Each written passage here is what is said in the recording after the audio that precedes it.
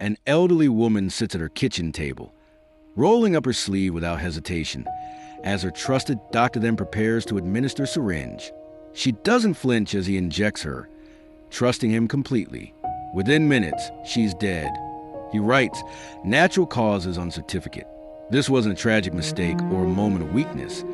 It was deliberate, calculated murder, and he had done it before. He had done it so many times investigators would lose count. The final estimate: at least 250 victims, perhaps more. This is the story of Harold Shipman, a family doctor in Hyde, Manchester, who became Britain's most prolific serial killer. The most terrifying part isn't just what he did, but how long he got away with it and how the system enabled him. In the late 1970s, Dr. Shipman was exactly the kind of doctor everyone wanted for their family. He made house calls when others wouldn't, remembered birthdays, and sat with widows, holding their hands through grief. The entire town of Hyde adored him, and that profound trust tragically became his deadliest weapon against them. But there was a crack in his foundation, something dark that formed decades earlier when he was just 17. He watched his mother die slowly from lung cancer. Morphine, administered by her doctor, brought her only peace. He watched those injections bring her peace, and perhaps that's when something critical rewired inside him, changing his destiny. Years later, in 1975, Shipman was caught forging prescriptions for pethidine, a powerful opioid he was injecting himself. He was fired from his practice, attended rehabilitation, and admitted his addiction. Most assumed his career was finished. But the medical system had other plans for him. They astonishingly let him re-enter practice with zero ongoing monitoring. Think about that for a moment. A doctor caught illegally obtaining narcotics, admitting addiction, yet allowed back into patient care. No one questioned whether he still had access to controlled drugs, nor did anyone follow up on his progress. The system simply trusted him to police himself, and that misplaced trust would cost hundreds of lives over the coming years. In 1977, Shipman arrived in Hyde and quickly built a thriving practice, seeming genuinely caring. He was always available, always willing to visit homes instead of making elderly patients travel to his office. But behind this compassionate facade, something horrifying was already beginning, and no one noticed the pattern. Elderly patients in Shipman's care were dying at a rate nearly 4 times higher than the national average.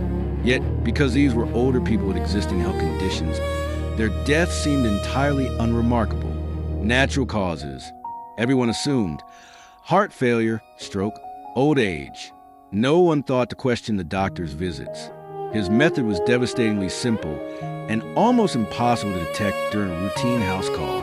He'd inject a lethal dose of geomorphine, medical-grade heroin, directly into his victim's bloodstream.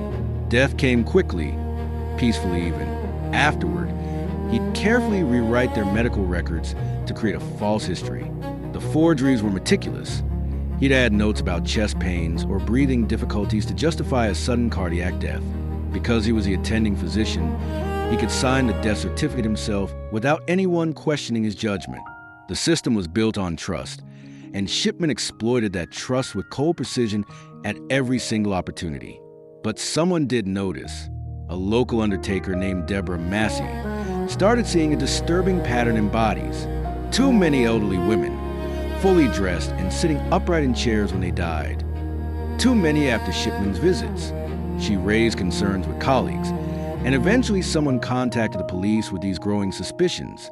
In March 1998, police launched an investigation into Shipman's practice, examining medical records. They interviewed colleagues and reviewed death certificates, but Shipman had covered his tracks remarkably well. Investigators found nothing concrete, so the case was closed after just a few weeks with no evidence of wrongdoing. And then Shipman kept killing, with the investigation behind him.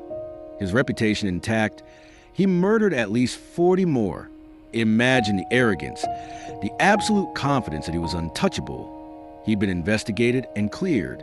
This only seemed to embolden him further. No one, it appeared, could possibly stop him now. But arrogance, as it often does, became his undoing. In June 1998, a wealthy, 81-year-old former mayoress named Kathleen Grundy died. She died suddenly after Shipman visited her home. She was healthy, active, well-loved in the community. Her death was unexpected, but Shipman signed a certificate citing old age, and everyone initially accepted his medical judgment. Then something extraordinary happened. Kathleen Grundy's was surfaced, and its contents were truly shocking. The document left her entire estate, worth £386,000, directly to Dr. Shipman. Nothing went to her daughter, Angela. Nothing to charities she supported for decades. Everything went to her doctor. Angela Woodruff was a solicitor herself, and she immediately recognized that something was terribly wrong. The will was typed, not handwritten like her mother's previous documents. The signature looked too bold and confident. When Angela contacted the witnesses listed on the will, both denied ever signing it or even knowing what they'd witnessed. Angela went to the police, demanding they investigate further. This time, authorities took the allegation seriously. They exhumed Kathleen Grundy's body for toxicology testing. What they found was damning, lethal morphine levels. This wasn't natural causes. This was murder, cold and calculated beyond any doubt, a horrifying revelation. Investigators dug deeper and discovered something almost unbelievable in its stupidity. The forge had been typed on Shipman's own office typewriter. He'd been so confident, so certain he'd never be caught, that he hadn't even bothered to use a different machine. His arrogance had finally created undeniable evidence that couldn't be explained away or simply dismissed.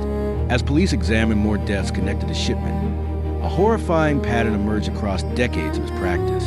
Exhumations revealed morphine in victim after victim. Medical records showed obvious signs of tampering and backdated entries. Witnesses recalled Shipman being the last person to see patients alive, always alone, always insisting family members leave. On September 7, 1998, police arrested Harold Shipman at his practice in Hyde, charging him with 15 counts of murder. He showed no emotion during questioning, maintaining his innocence with the same calm, professional demeanor that had fooled everyone. Investigators already suspected the true number was far higher, as his calm, professional demeanor had fooled patients